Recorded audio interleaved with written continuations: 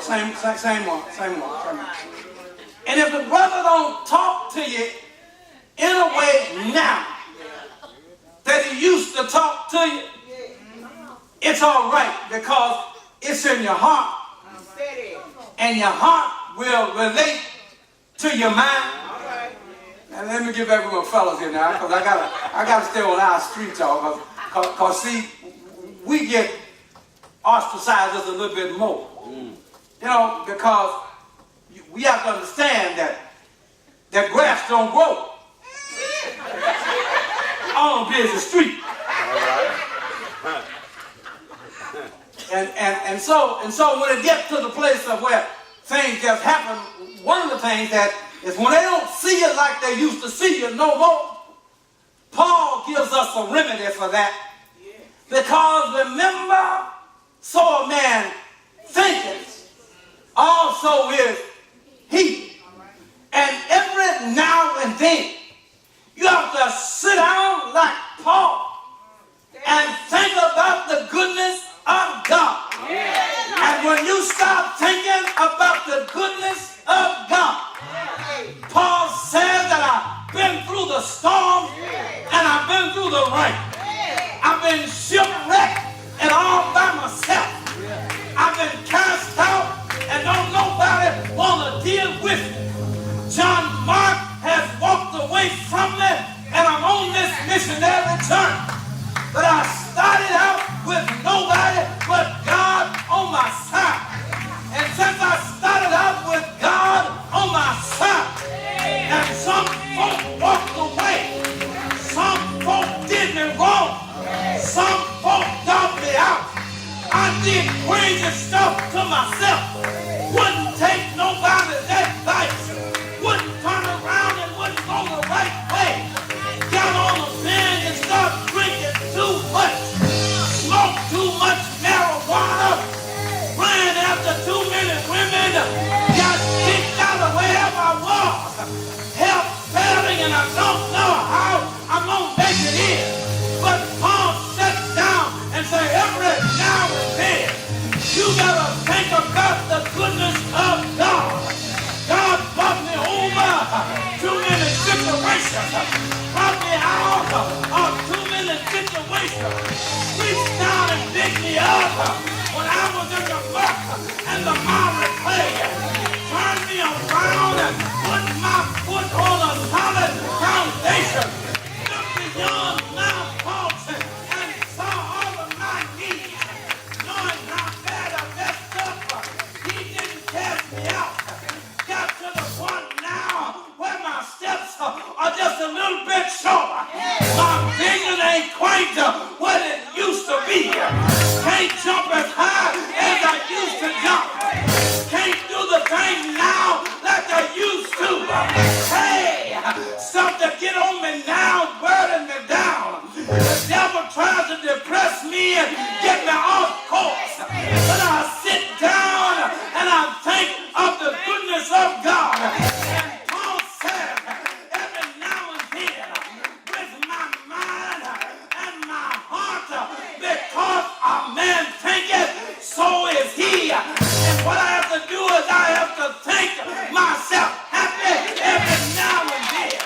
I have to think about how good God is. It doesn't matter how bad it is.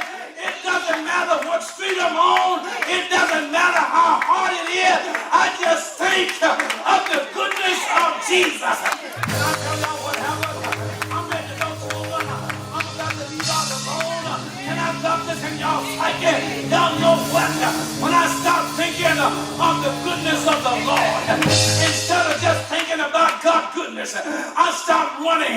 Hey, have y'all been in your house? You've been in your house by yourself. Wasn't nobody ever you. You couldn't talk to nobody. Wasn't nobody to talk to but you and the Lord. You start running around in the house and start telling God, God, you've been so good to me. You brought me so far.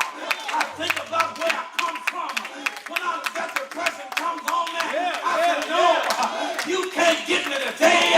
You know why? Because the joy of the Lord. Can I tell y'all again? On my way to my see children, I just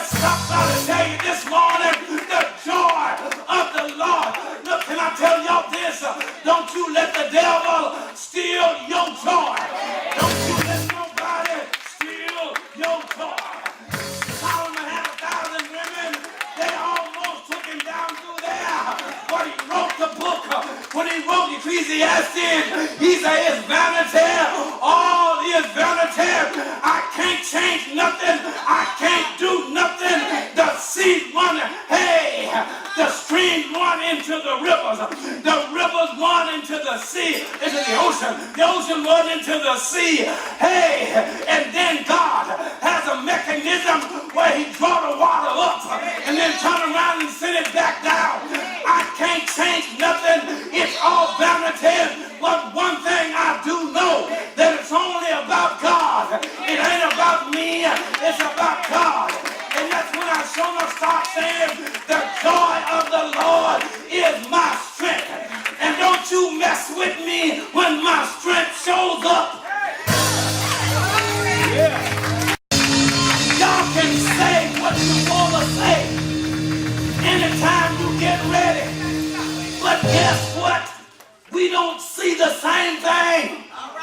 Because what you see in me might not be what I see. Because what I see ain't in me. It's in him. So when, as a man thinketh, I try to spend my time focused on the Lord.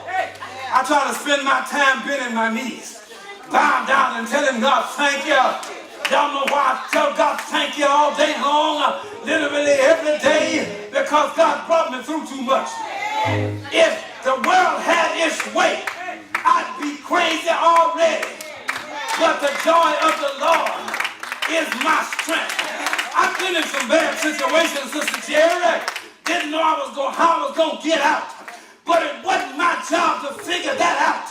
My job was to tell God thank you. Y'all ought to tell God thank you. While you're in your stuff. If you're sick, y'all ought to tell God thank you. If you're broke, y'all ought to tell God thank you. I know it's hard to tell God thank you when you don't have no money. Read the rest of this chapter. This chapter says, oh, Bill, hey. This chapter says, don't run after money. If you run after God, money will run after you.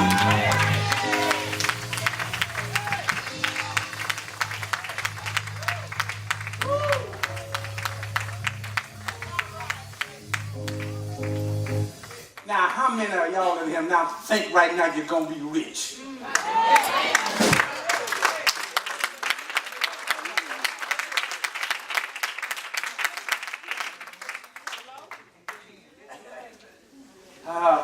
Go to verse 4. Right quick. I got to let y'all alone. I know. Labor not to be rich. Cease from thine own wisdom. This for my lottery folk.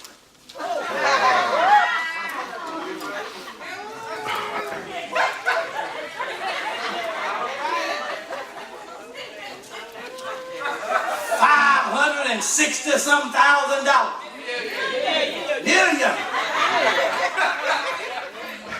566 million. Look good. Good number. But I got another number I need to give y'all.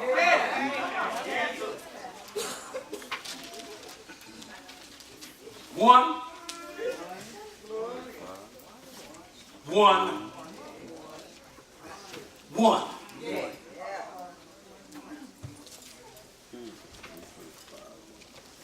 And you can win every week. Yeah.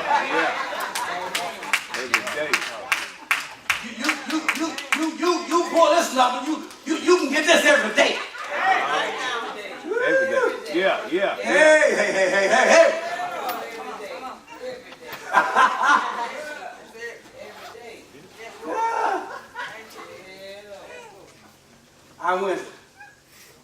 I went to the dog track some years ago. Not the dog track, the horse track. I went all the way to Arkansas, Little Rock, to see some horses run. Oakland, that's the name of it. How you know what the name is?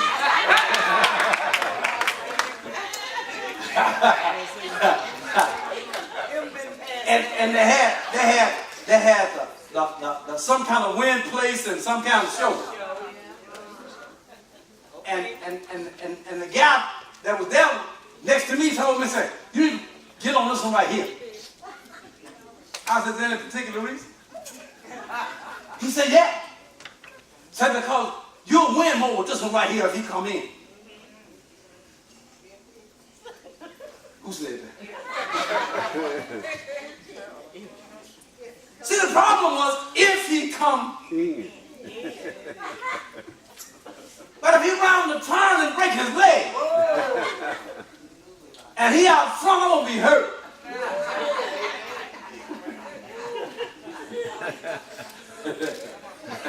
I had a partner that used to go to, since I'm dealing with him, worked for Memphis Transit. His name was Freddie Holden. Freddie and his wife used to go bet on the dogs. And I was over there one day and they were arguing. And they was arguing about the dog that they bet on. Because he told her, I told you before you placed the bet. That was the wrong dog.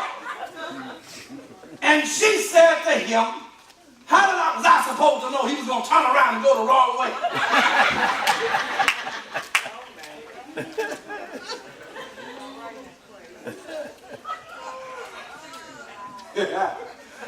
But if you bet on the Most High God,